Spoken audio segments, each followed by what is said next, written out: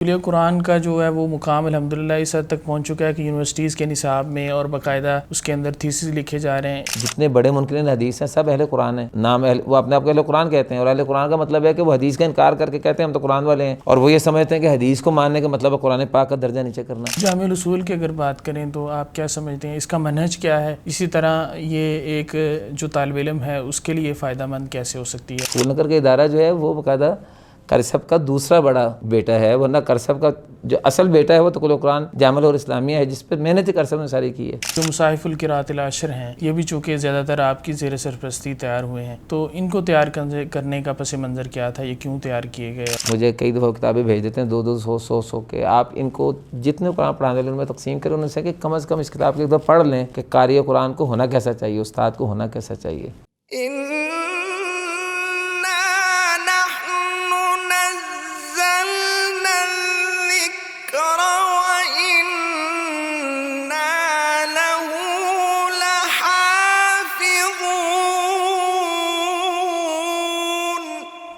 بسم اللہ الرحمن الرحیم، السلام علیکم ورحمۃ اللہ وبرکاتہ۔ ناظرین کرام، آپ دیکھ رہے ہیں پروگرام بزم قرآن اور میں ہوں آپ کا میزبان حافظ سعد الرحمن۔ ناظرین کرام، تعارف اہل قرآن کا سلسلہ جو ہے وہ جاری ہے۔ ہمارے ساتھ موجود ہیں جناب ڈاکٹر قاری حمزہ مدنی صاحب۔ ہم نے پچھلی قسط میں ان کی تدریسی تجربہ کے بارے میں بات کر رہے تھے اور پروگرام کا وقت ختم ہو گیا، تو وہیں سے ہم اپنے پروگرام کا آغاز کریں گے اور ڈاکٹر صاحب سے اس پروگرام میں جانیں گے کلیۃ القرآن کے بارے میں، اسی طرح اور دیگر ان کی جو خدمات ہیں قرآن کریم کے حوالے سے ان کے بارے میں بات کریں گے۔ تو چلتے ہیں ڈاکٹر صاحب کی طرف اور ڈاکٹر صاحب سے سوالات کرتے ہیں۔ چونکہ آپ استاد محترم ذمہ دار ہیں کلیۃ القرآن کے، تو مستقبل میں کن اہداف کی طرف کلیۃ القرآن کو لے کے جانا چاہتے ہیں یا کن اہداف کو حاصل کرنا چاہتے ہیں؟ دیکھیے، میں نے جیسے کہ پہلے بھی جو بات ذکر کی ہے کہ کلیۃ القرآن بنیادی طور پر عالم غیر قاری، قاری غیر عالم کی تحریک ہے۔ جی، یعنی 1990 سے پہلے یہ دونوں الگ الگ سلسلے تھے، تو دو نظام ہے تعلیم کے اشتراک اور اجتماع سے ایک جامع نصاب تعلیم بنا ہے۔ کلیۃ القرآن کا یہ طور امتیاز ہے کہ پاکستان میں پہلی دفعہ، بلکہ برصغیر میں پہلی دفعہ ایک جامع نصاب کلیۃ القرآن نے شروع کیا ہے۔ صحیح۔ اس میں میرے والد جو ہیں وہ عالم یا علماء کے استاد ہونے کی حیثیت میں اس کی نمائندگی کر رہے تھے کہ وہ بھی سرپرست ہیں کلیہ قرآن کے اور بانی ہیں۔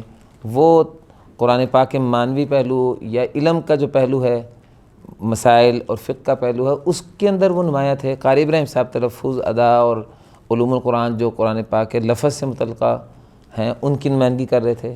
اگرچہ قاری ابراہیم صاحب بھی عالم ہیں، میرے والد جو ہیں وہ بھی تجوید و قراءت سیکھتے رہے ہیں، لیکن تخصصات الگ الگ تھے۔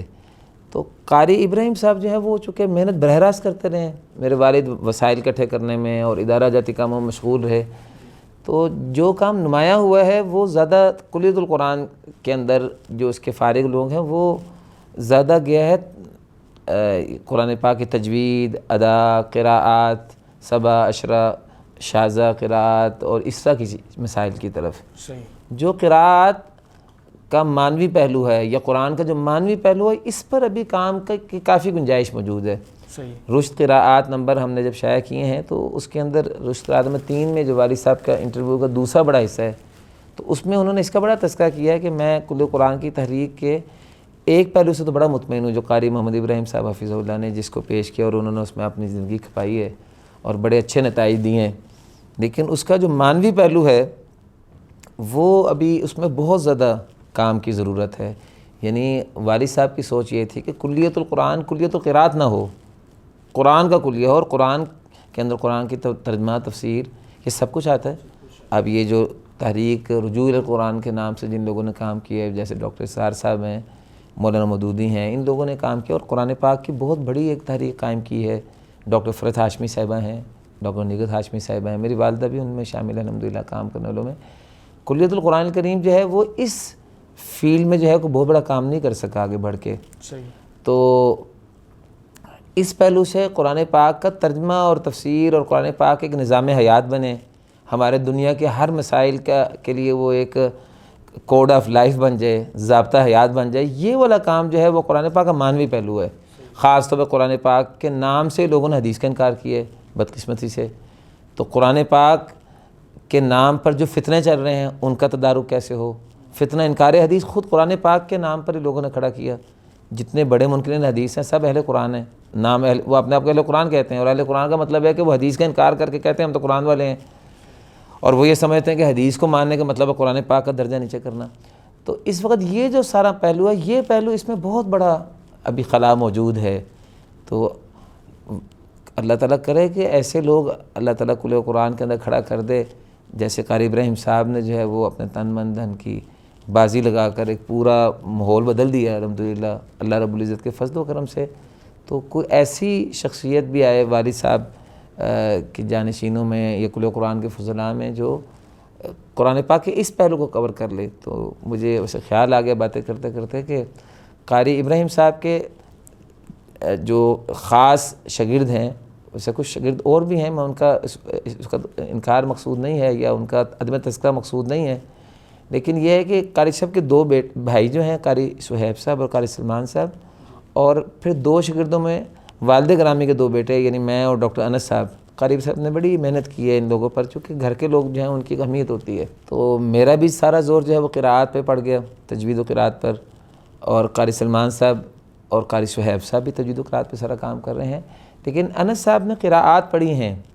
لیکن ڈاکٹر انس صاحب، اتفاق کی بات ہے کہ پچھلے 25 سال سے قرآن پاک کا ترجمہ اور تفسیر اور یہ کام کو انہوں نے اپنی زندگی کا مقصد بنایا، بلکہ شروع میں نے جب قراءات عشرہ کبریٰ پڑھی قاری ادریس صاحب سے، پھر قاری ابراہیم صاحب سے، تو ڈاکٹر انس صاحب اور میں اکٹھے تھے اس سارے کام میں، لیکن پھر انسان ہر چیز میں آگے نہیں بڑھ سکتا۔ تو میں نے اور ڈاکٹر انس صاحب نے کوئی 10-12 سال پہلے آپس میں ایک طے کر لیا تھا کہ میں قرآن پاک کے لفظی پہلو میں آگے بڑھوں گا، اور ڈاکٹر انس صاحب نے کہا میں قرآن پاک کے معنوی پہلو میں آگے بڑھوں گا۔ تو بعد ازاں ڈاکٹر انس صاحب جو ہیں پھر یونیورسٹی آف لاہور میں جب الحمدللہ ان کو دراسات علیہ کے اندر کام کرنے کا موقع ملا، پھر انہوں نے وہاں کلیت القرآن کی برانچ بھی کھول لی سرکاری سطح پر ڈگری کے ساتھ۔ الحمدللہ پہلا کلیت القرآن جو ڈگریاں دے رہے ہیں وہ یونیورسٹی آف لاہور کے اندر جو قرآن کا شعبہ ہے جس کے انس صاحب انچارج ہیں، تو انہوں نے وہاں پر مقالات شروع کیے M Phil P H D کے۔ تو وہ جو فتنے تھے وہ بھی سارے ان پہ بھی کام کر رہے ہیں۔ اسی طرح جو ہے قراءت کے جو معنوی پہلو ہیں اس پہ بھی کام کر رہے ہیں، اور خود انس صاحب جو ہیں ان کا سارا زور جو ہے وہ خود قرآن پاک کی ترجمہ تفسیر، حتیٰ کہ ان کا اپنا پی ایچ ڈی جو ہے وہ بھی اصول تفسیر پر ہے، مناہج تفسیر پر ہے۔ انہوں نے پی ایچ ڈی کا مقالہ جو ہے یہ حمید الدین فراہی جو جاوید الغامدی کے استاد الاستاد ہیں، حمید الدین فراہی، ان کے اصول تفسیر پہ کی ہے۔ تو اللہ تعالیٰ سے یہ امید ہے کہ انشاءاللہ ڈاکٹر انس صاحب کی صورت میں یہ کام آگے بڑھ جائے گا انشاءاللہ، اور بھی لوگ اللہ تعالیٰ کرے کہ اس پہلو کو کور کریں۔ تو والد گرامی خاص طور پر، اور میں بھی اس بات کو سمجھتا ہوں، اس پہلو کے اوپر ابھی کافی کام ہونے کی ضرورت ہے کہ کل قرآن جو ہے وہ ایک جامع صورت میں قرآن کی تحریک بنے، قراءات اور تجوید کے علاوہ تفسیر اور جو قرآن پاک سے متعلقہ جو معنوی پہلو ہیں وہ بھی کور ہو جائیں۔ یہ والا خلا بھی کافی موجود ہے۔ صحیح، یعنی کلیہ قرآن کا جو ہے وہ مقام الحمدللہ اس حد تک پہنچ چکا ہے کہ یونیورسٹیز کے نصاب میں اور باقاعدہ اس کے اندر تھیسس لکھے جا رہے ہیں۔ یہ جو لاہور یونیورسٹیز کے علاوہ دیگر یونیورسٹیز میں بھی یہ سلسلہ چل رہا ہے یا صرف یہیں پر ہے؟ نہیں، دیگر یونیورسٹی میں شعبے تو نہیں ہیں، لیکن ہم نے الحمدللہ یہ کوشش کی ہے الحمدللہ پچھلے کچھ 8-10 سالوں میں جامعہ الاسلامیہ کے جو کل قرآن کے فضلاء ہیں متعلقین ہیں کہ ہم مختلف یونیورسٹیوں کے ساتھ مل کر قراءات کانفرنسیں کروائیں صحیح عالمی سطح کی۔ تو الحمدللہ علامہ اقبال اوپن یونیورسٹی میں ہم نے ایک قراءت کانفرنس کروائی، یہ غالباً سن 2019 کی بات ہے۔ تو ڈاکٹر طاہر اسلام عسکری صاحب جو ہیں جامعہ الاسلامیہ کے فاضل ہیں، تو پاکستان میں پہلی قراءت کانفرنس انٹرنیشنل سطح کی ایک یونیورسٹی کی سطح پر وہاں منعقد ہوئی، پھر بعد میں یونیورسٹی آف لاہور نے قراءت کانفرنس منعقد کروائی۔ تو یہ کام جو ہے یونیورسٹیاں اب اس انداز میں تو آگے بڑھ رہی ہیں، لیکن باقاعدہ شعبہ قائم ہونے کی صورت میں قراءات کی تدریس شروع ہو جائے، یہ یونیورسٹی آف لاہور نمایاں ہے، یا کچھ اسلامی سے اسلام آباد میں قاری اظہار صاحب تھانوی رحمۃ اللہ علیہ چونکہ کافی عرصہ کام کرتے رہے، تو اس زمانے سے قاری صاحب نے کوشش کر کے ایک وہاں سیٹ اپ بنایا تھا، وہاں بھی تجوید و قراءت یونیورسٹی کے سلیبس میں شامل ہے۔ وہاں قاری اظہار صاحب تھانوی رحمۃ اللہ علیہ کے شاگرد ہیں، قاری تاج افسر صاحب، وہ بھی بڑے مشائخ اساتذہ میں سے ہیں، فاضل شخصیت ہے، تو وہ وہاں جو قراءات کا شعبہ اس کو قاری تاج افسر صاحب دیکھ رہے ہیں۔ لیکن بہرحال یونیورسٹی آف لاہور میں تو پورا ایک شعبہ قائم ہو گیا نا، بی ایس قراءت کا باقاعدہ کروایا جا رہا ہے، اور ایم فل اور پی ایچ ڈی کے کافی مقالات ہو گئے۔ تو میرا خیال ہے کہ ایک یونیورسٹی آف لاہور میں شعبہ ہے، یا پھر اسلامی سے اسلام آباد میں پرانا کام ہو رہا ہے، لیکن وہ بہرحال ابھی اتنا اس میں تحرک نہیں ہے، یا تو بہت تحرک ہے الحمدللہ۔ تو اللہ کا فضل و کرم ہے کہ کام اس طرح چل رہا ہے۔ صحیح۔ استاد محترم، اگر آپ کے تحقیقی اور تصنیفی کام کی طرف آئیں تو آپ نے کیا اس حوالے سے خدمات سر انجام دی ہیں، یعنی آپ کی تصانیف کیا کیا ہیں؟ بس یہ ہے کہ وہ درس و تدریس کے ساتھ یا انتظامی کاموں کے ساتھ انسان کے پاس اتنا وقت تو نہیں ہوتا. ہمارے ہاں نصابات کی تیاری تو ہمارے استاد قاری ابراہیم صاحب نے ساری معاشرہ کی ہے الحمدللہ. بلکہ قراءت عشرہ کبریٰ جب وفاق میں منظور ہوئی تو اس کے لیے بھی سلیبس کی تیاری کی ضرورت تھی. وہ بھی اس کی بھی نصابی کتابیں قاری ابراہیم صاحب حفظ اللہ نے خود لکھی ہیں صحیح الحمدللہ. اور یہ ہے کہ لیکن ہر چیز میں کرسب کے ساتھ ہمارا جو ہے وہ مشورہ اور کرسب ہمیں رائے میں شامل رکھتے تھے الحمدللہ. لیکن یہ ہے کہ چھوٹی عمر میں جو مجھے اللہ نے اس وقت چونکہ وقت زیادہ دیا ہو تو میں نے اس وقت کچھ کام کیا تھا اپنا.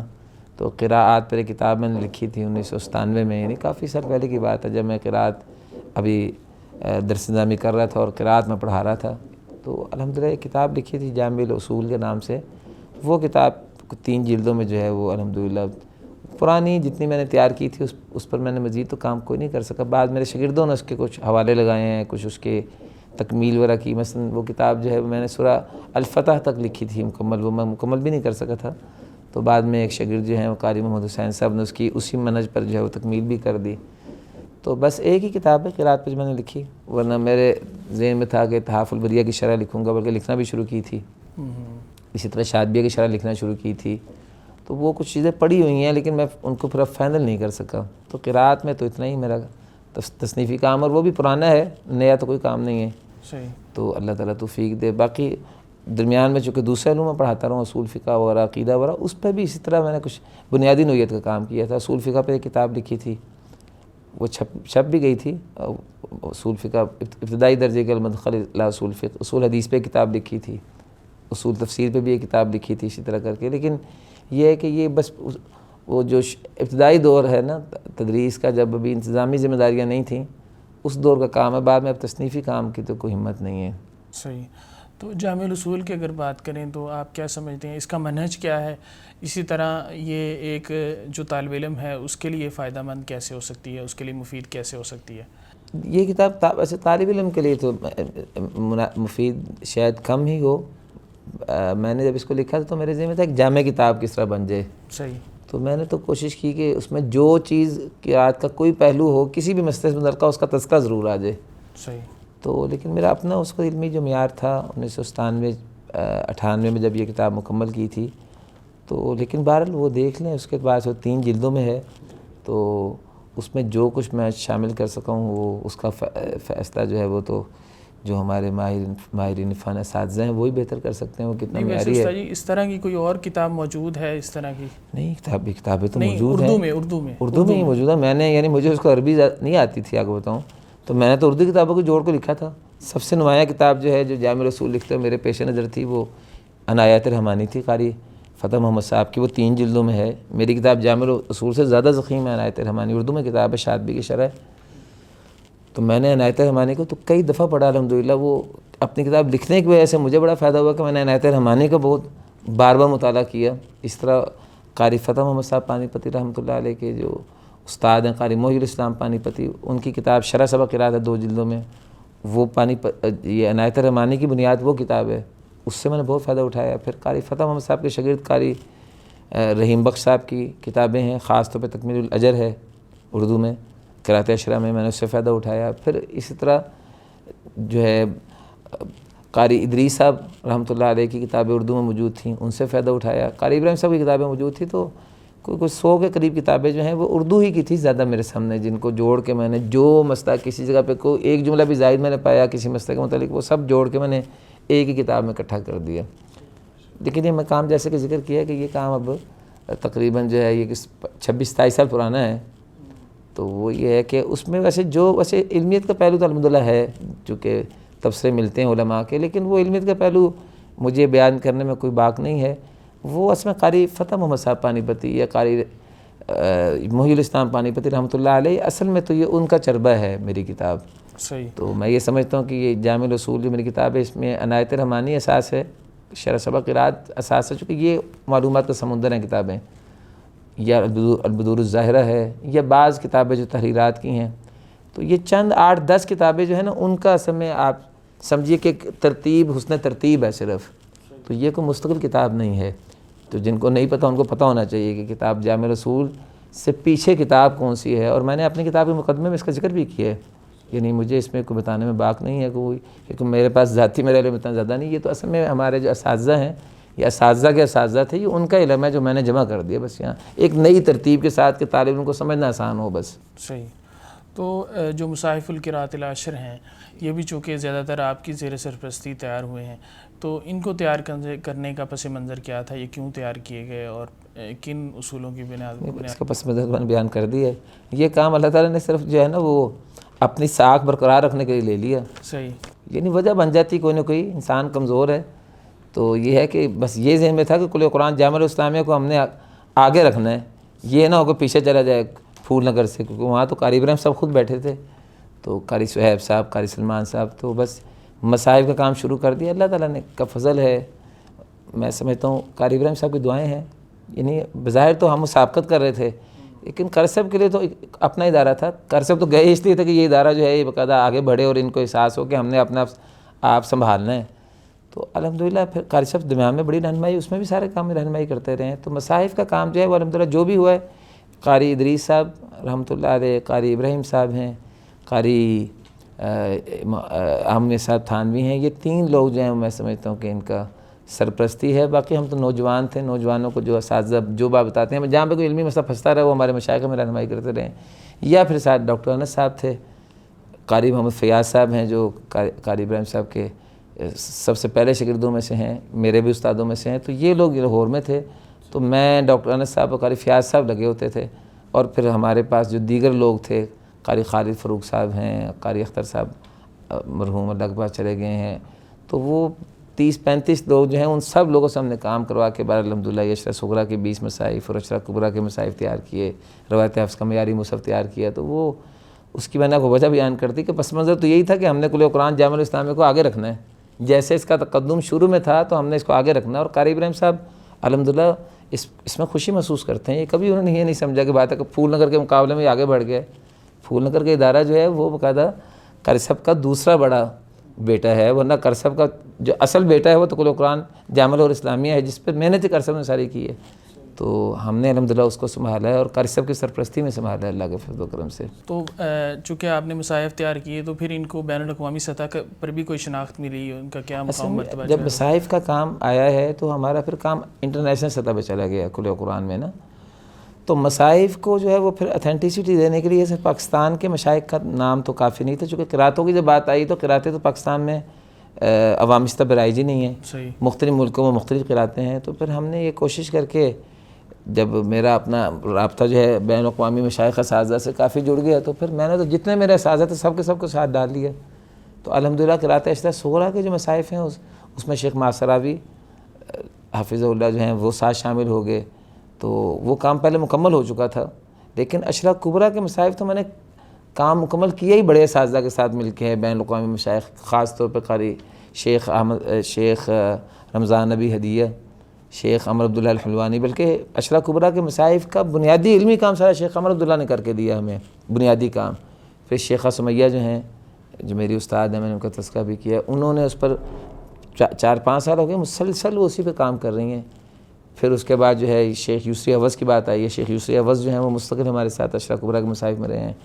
ایک اور شخصیت ہیں شیخ عبدالعزیز المنصور مصر کے ہیں. تو یہ 5-6 مشائخ مستقل اشرا کبریٰ کے مصاحف کی، بلکہ لجنت الاعداد بھی وہی ہیں، یعنی کام کروانے والے بھی وہی ہیں. پاکستان میں ہم نے تو ان کے کام کو صرف کمپیوٹر کے اندر جو ہے وہ نافذ کیا ہے مصاحف کے اندر، ورنہ اصل میں یہ کام مصری مشائخ کا ہے سارا. اس کی علمی مراجعت جو ہے وہ مصری مشائخ کی نگرانی میں ہی ہوئی ہے اور ابھی بھی جاری ہے وہ نگرانی اور مراجعت جاری ہے ابھی بھی. تو اشرا صغریٰ کے مصاحف یہ ہمارے پاکستانی کبار اساتذہ جو ہے ان کی علمی جو ہے وہ سرپرستی میں تیار ہوا ہے. اور اشرا کبریٰ کے جو مصاحف ہیں یہ مصر کے ازہری جو کبار مشائخ ہیں جن سے میں نے پڑھا، وہ ان کا سمے سارا جو علم ہے اور ان کی جو نگرانی میں کام ہو اس کو ہم نے اس میں جمع کیے الحمدللہ. تو پاکستانی مصحف کے پر بھی آپ کی زیر نگرانی جو کام کیا گیا تو وہ کیا کام تھا؟ اسی طرح اس کی وہ ضرورت کیوں پیش آئی؟ اس میں پاکستانی مصحف پر بنیادی تو کام ہونا چاہیے ایک معیاری مصحف کے طور پر، سٹینڈرڈ مصحف تیار ہو جی اردو دان طبقے کے لیے. یہ تاریخ تو پرانی قاری محی الاسلام صاحب نے اس کا ذکر کیا تھا اپنی بعض کتابوں میں. پھر بعد میں قاری عبدالمالک صاحب جو ہیں اسی زمانے میں قاری ظاہر صاحب کے جو استاد ہیں انہوں نے اس کا تذکرہ کیا تھا کہ اس کی ضرورت ہے. بعض چیزوں کی طرف توجہ دلائی تھی۔ قاری رحیم بخش صاحب نے اپنی بعض کتابوں میں رکوعات کے تصحیح بعض جگہ پہ ہونی چاہیے، اس کی توجہ دلائی تھی۔ اس طرح قاری اظہار صاحب تھانوی تو بہت ہی محنت کرتے رہے اور اس بہت لمبی انہوں نے تحریک کھڑی کی کہ حکومت وقت کی ذمہ داری بنتی ہے کہ ایک اسٹینڈرڈ مصحف تیار کروائے۔ تو یہ ساری جو تحریک تھی، اس کی روشنی میں پھر باقاعدہ دارالسلام کا ادارہ اور المصباح، یہ دیوبندی حضرات کے اندر دوسرا ادارہ ہے، ان دو اداروں نے مشائخ کے ساتھ مل کر، ایک طرف قاری احمد تھانوی صاحب تھے، انہوں نے المصباح کے مصحف کی نگرانی کی، اور دارالسلام کے اندر قاری ادریس صاحب رحمۃ اللہ علیہ نے محنت کی، تو دو مصاحف تیار ہو کے آ گئے معیاری۔ صحیح۔ لیکن شروع میں یہ کام صرف وہ قاری ادریس صاحب کا اکیلا کام تھا، وہ کام قاری احمد صاحب کا اکیلا کام تھا۔ مصباح والے تو وہیں تک محدود رہے۔ دارالسلام چونکہ انٹرنیشنل ادارہ ہے، تو دارالسلام نے بعد میں کوشش کر کے قاری ابراہیم صاحب کو بھی شامل کر لیا، قاری صہیب صاحب کو بھی شامل کر لیا، مجھے اور ڈاکٹر انس صاحب کو بھی شامل کر لیا۔ لیکن یہ ہے کہ ابھی تک جامع مصحف نہیں بنا تھا کہ جو تمام مسالک کی نمائندگی پر مشتمل ہو، چونکہ یہ اب اہل حدیث حضرات، سارے اہل حدیث حضرات ہیں، تو اس کے لیے قرآن پنجاب بورڈ بھی بن گیا، حکومت پنجاب کے زیر نگرانی ایک ادارہ کھل گیا تھا، تو اس میں تمام مسالک بھی اکٹھے کر دیے گئے، تو کلیت قرآن جامعہ الاسلامیہ کے ذمہ داروں کو اس میں جو ہے وہ شامل کیا گیا۔ تو پنجاب قرآن بورڈ کی زیر نگرانی پھر تمام مسالک کو ساتھ لے کر ایک مصحف تیار کرنے کا کام جامعہ الاسلامیہ کے کلیہ قرآن کے اعزاز میں آیا۔ بعد میں بھی جو قرآن بورڈ جو ہے وہ تو اس میں سیاسی اور سرکاری جو ہوتی ہیں کھینچتاں، اس میں ادارہ تحلیل ہو گیا، یہ پتہ نہیں موجود ہے کہ نہیں، لیکن ہمارا وہ کام جاری رہا، اور اس کی وجہ سے جب ہم نے الحمدللہ اس پر ایک مصحف تیار کر لیا معیاری، وہ تمام مسالک کا مشترکہ ہے، اس میں دیوبندی، بریلوی اور اسی طرح اہل حدیث بلکہ شیعہ حضرات کی بھی نمائندگی موجود ہے، اور تمام کے 12 اساتذہ، قاری یحییٰ صاحب رسول اگری، قاری عزیر صاحب مرحوم، قاری ادریس صاحب، قاری ابراہیم صاحب، بریلویوں میں سے قاری برخوردار سدیدی قاری اظہار صاحب کے خاص الخاص شاگردوں میں سے ہیں، قاری نجم الصبی تھانوی قاری اظہار صاحب کے بیٹے، قاری رمضان صاحب، اور اس سب بڑے بڑے اساتذہ جو ہیں سب کے سب شامل تھے اس میں۔ تو وہ کام الحمدللہ جو ہے وہ پھر کلیہ قرآن کے اللہ رب العزت کے فضل سے اعزاز میں آیا، اور وہ کام جو ہے اس وقت پھر کویت کی حکومت جو ہے وہ الحمدللہ اس کو شائع کر رہی ہے۔ قطر کے اندر بھی الحمدللہ قطر کی حکومت نے بھی اس کو جو ہے شائع کرنے کے لیے جو ہے وہ قدم اٹھا لیا۔ فی الحال تو دارالسلام کا جو مصحف پہلے والا تھا وہ تو شائع ہو رہا ہے، لیکن انشاءاللہ قریب جو ہے وہ قطر کی حکومت جو ہے یہ ہمارا جو تیار کردہ مصحف ہے اس کو شائع کرے گی انشاءاللہ۔ استاد محترم، اگر افراد کی تیاری کی طرف آئیں تو آپ کیا سمجھتے ہیں آپ کے کون کون سے یا کون نمایاں شاگرد ہیں جو آپ کے مشن کو آگے بڑھا رہے ہیں یا سمجھتے ہیں مستقبل میں وہ آگے لے کے جا سکتے ہیں؟ دیکھیں، شاگرد تو قاری ابراہیم صاحب کے ہیں جو انہوں نے سارے تیار کیے۔ میں تو قاری صاحب کی نگرانی میں پڑھا رہا تھا سن 1996 میں جب میں نے پڑھانا شروع کیا۔ قاری ابراہیم صاحب سن 2006 تک یہیں تھے، تو اصل تو شاگرد انہی کے تھے۔ تو سن 2006 تک جو کلیہ قرآن کے بنیادی پہلے سارے بڑے شاگرد ہیں یا بڑے خریجین ہیں، وہ سب کے سب قاری ابراہیم صاحب کے شاگرد ہیں۔ تو قاری صاحب کی نگرانی میں نے جن کو پڑھایا تو ان میں جو ہے وہ کچھ لوگ جو ہیں وہ بعد میں پھر نمایاں ہوئے ہیں، جیسے میں نے قاری مصطفیٰ صاحب کا شاید ذکر کیا ہے پہلے، قاری عبدالسلام عزیزی صاحب کا ذکر کیا ہے، قاری ریاض عزیزی صاحب ہیں، قاری فہد اللہ صاحب ہیں، قاری یحییٰ صاحب کے جو فرزند ارجمند ہیں، اس طرح قاری سعید علی ہیں، UK سینٹر کا بڑا ادارہ چلا رہے ہیں، اسی طرح لوکو ورکشاپ کے اندر جو قاری صفدر صاحب ہیں، قاری اختر صاحب ہیں۔ تو یہ کلیہ قرآن کے جو نمایاں فضلہ ہیں، تو مجھے چونکہ پھر شروع میں پڑھانے کا موقع مل گیا قاری صاحب کی رہنمائی اور کرم فرمائی کی وجہ سے، تو وہ پھر شاگرد میری طرف نسبت ہوتے ہیں، ورنہ اصل میں وہ تو قاری ابراہیم صاحب کے شاگرد ہیں نا۔ سن 2006 کے بعد جب قاری صاحب پھول نگر چلے گئے، اس کے بعد پھر سلسلہ الحمدللہ جو ہے وہ براہ راست میرے شاگردوں کا یعنی آگے آتا ہے۔ تو لیکن ان میں بھی جو لوگ نمایاں ہوئے ہیں، میں سمجھتا ہوں تو فیض قاری ابراہیم صاحب کا ہی ہے، لیکن بہرحال میں نے جو کچھ پھر بعد میں پڑھا الحمدللہ اضافی طور پہ قرأت اشرا کبریٰ، اشرا نافیہ، اور تو اس میں تو پھر بے شمار لوگ اس وقت جو ہیں وہ الحمدللہ نئے آگے ہیں جو الحمدللہ کام کر رہے ہیں۔ تو ان میں کئی لوگوں کا نام ذکر کیا جا سکتا ہے۔ اکثر ایسے کام خواتین کا زیادہ نام ہے، کیونکہ کلیہ قرآن آن لائن جو ہم نے ادارہ کھول لیا، اس میں اس وقت جو ہے 1000 سے زیادہ طالبات آن لائن پڑھ رہی ہیں، اور ان میں بے شمار جو ہیں وہ قرأت اشرا کبریٰ، اشرا نافیہ، اشرا کبیر اور بین الاقوامی مشائخ سے انہوں نے پڑھا اور اجازت حاصل کی۔ تو ان میں کافی سارے نام ہیں۔ اب مردوں میں اگر نام لیں تو قاری شہریار صاحب ہیں ماشاءاللہ، قاری ادریس صاحب کے خاص و خاص شاگرد ہیں، تو ماشاءاللہ بہت نمایاں ہو گئے ہیں الحمدللہ۔ پھر وہ جو 38 لوگ جن کا میں نے ذکر کیا ہے کہ جو الحمدللہ قرآن آن لائن کی وجہ سے انہوں نے پڑھا مشائخ سے، تو وہ لوگ آگے میرے سے براہ راست جن لوگوں نے پڑھا ہے بعد میں قاری عبدالرحیم صاحب ہیں جنہوں نے مجھ سے الحمدللہ پڑھا، اور قاری ابراہیم صاحب کے وہ براہ راست شاگرد نہیں تھے، لیکن یہ کہ اب وہ باہر چلے گئے ہیں سرگودا میں۔ خواتین میں تو کافی سارے لوگ ہیں، تو چونکہ میرا خیال ہے جو ہمارے انٹرویو سننے والے ہیں وہ جانتے نہیں ہوں گے، لیکن خواتین اگر انٹرویو دیکھیں گی تو اس میں جو ہے وہ قاریہ تنزیلہ ہیں ماشاءاللہ بہت ہی نمایاں ہیں، عشرہ صغریٰ کبریٰ، عشرہ نافعیہ، قرأت شاذہ ہو رہا، اور انہوں نے بڑے بڑے مشائخ سے پڑھا اور ابھی بھی پڑھ رہی ہیں۔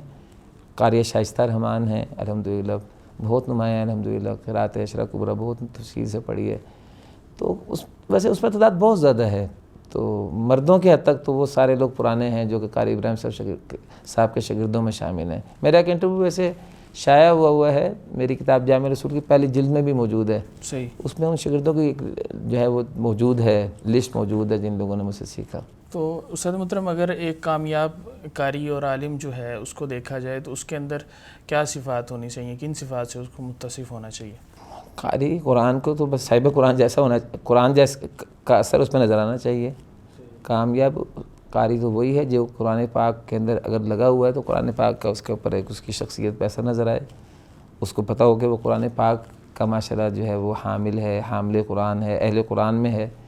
تو اہل قرآن ہونے کا جو اثر ہے اور قرآن سے جو اس کی نسبت ہو اس کی شخصیت میں اگر جھلکے گی تو پھر ہی وہ نمایاں ہو سکتا ہے، ورنہ تو پھر ظاہری بات ہے معلومات کا اس نے جو ہے وہ بڑا جو ہے وہ سمندر اکٹھا شاید کر لیا ہو، لیکن اگر اس کی شخصیت میں وہ قرآن پاک کا اثر نظر نہیں آتا تو بات یہ پھر وہ کوئی اچھا استاد نہیں ہے، نمایاں استاد نہیں ہے۔ تو اللہ تعالیٰ جو ہے وہ صاحب قرآن جب بنائے تو پھر سیرت جو ہے وہ بھی قرآن جیسی اللہ تعالیٰ بنانے کی توفیق دے، تو ایسا استاد ہی جو ہے وہ نمایاں ہو سکتا ہے، اور یہ بہت بڑی منصب اور ذمہ داری ہے، کیونکہ الرحمن علم القرآن کی بات آئی تھی۔ اللہ رب العزت معلم قرآن ہے، تو اللہ رب العزت تو خالق ہے، تو مخلوق جو ہے وہ کس درجے میں جو ہے وہ اپنے اندر ایسے اوصاف پیدا کرے جو کہ اللہ رب العزت کے ساتھ اس کی نسبت کیسے جڑ جائے۔ تو اس طرح اللہ کے رسول صلی اللہ علیہ وسلم ہمارے لیے نمونہ ہے قرآن پاک کے اعتبار سے، صاحب قرآن ہے، تو صاحب قرآن اللہ کے رسول صلی اللہ علیہ وسلم کی شخصیت کا اس میں اثر جھلکنا چاہیے۔ تو یہی ہے کہ اللہ تعالیٰ ایسا بننے کی توفیق دے، بہت اونچی یہ منزل ہے، تو یہ بڑی مشکل سے حاصل ہوتی ہے جس پہ اللہ تعالیٰ فضل فرما دے۔ قاری ابراہیم صاحب خاص طور پر پچھلے کوئی 5-6 سالوں سے یہی کوشش کر رہے ہیں کہ اب ایسی کتابیں شائع کی جائیں کہ استاد کی شخصیت جو ہے وہ کیسی ہونی چاہیے۔ جو آپ نے سوال کیا نا، اس پر قاری صاحب نے پچھلے کوئی 3-4 سالوں میں 10 کے قریب کتابیں اس پر ترجمہ کروائی ہیں اس موضوع پر۔ صحیح، اور قاری صاحب کا اس کا سب سے بڑا موضوع یہ ہے کہ ہمارے جو لوگ قرآن پڑھانے والے اساتذہ ہیں وہ ان میں وہ آداب یا ان میں وہ شخصیت موجود نہیں ہے جیسا بندے کو ہونا چاہیے۔ تو اس پر جو عربی میں جتنی کتابیں ہیں اچھی سے اچھی کتاب قاری صاحب نے لے کے اس کا ترجمہ کروا کے بلکہ ذاتی محنت سے ان کو جو ہے وہ چھپوایا، اور چھپوانے کے بعد قاری صاحب کتابیں تقسیم کرتے ہیں، اور ان کا سب سے بڑا یہ تقاضا ہوتا ہے، مجھے کئی دفعہ کتابیں بھیج دیتے ہیں 200-100 کہ آپ ان کو جتنے قرآن پڑھانے والے ان میں تقسیم کریں، ان سے کہ کم از کم اس کتاب کی ایک دفعہ پڑھ لیں کہ قاری قرآن کو ہونا کیسا چاہیے، استاد کو ہونا کیسا چاہیے۔ سر محترم آپ کا بہت شکریہ، آپ نے بہت قیمتی وقت اپنا جو ہے اس میں سے ہمیں عنایت فرمایا۔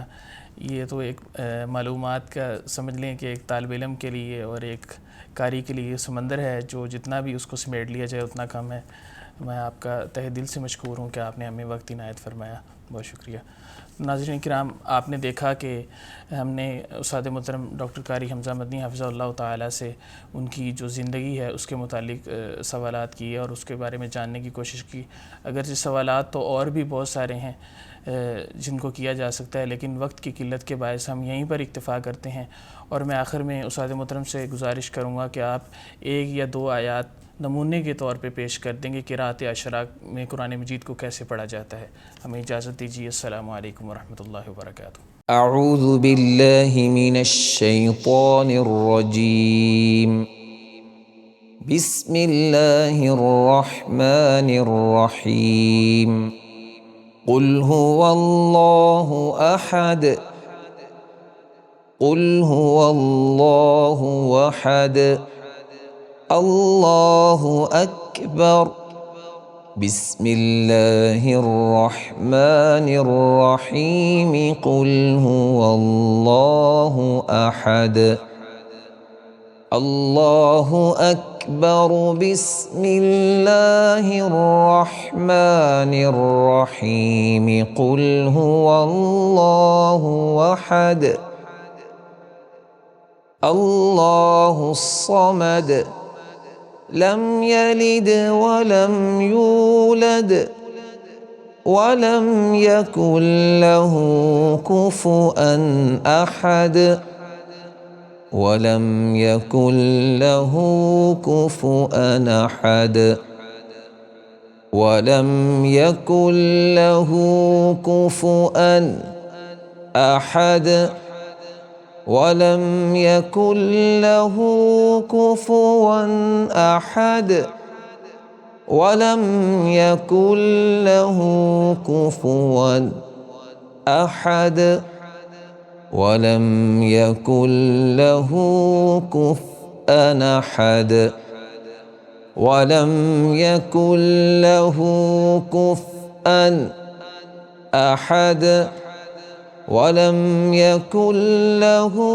كفوا أحد ولم يكن له كفوا أحد ولم يكن له كفوا أحد ولم يكن له كفوا ولم يكن له كفوا ولم يكن له كفوا أحد ولم يكن له كفوا أحد ولم يكن له كفوا أحد ولم يكن له كفوا